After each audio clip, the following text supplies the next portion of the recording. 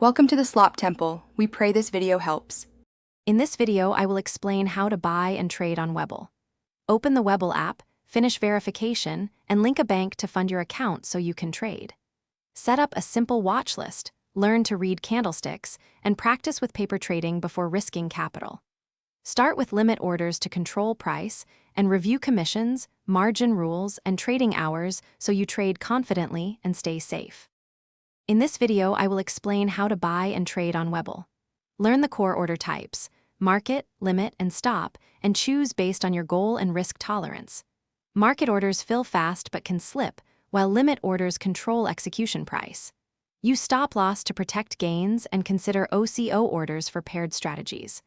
Always confirm quantity, price, and order duration before sending your trade. In this video, I will explain how to buy and trade on Webull.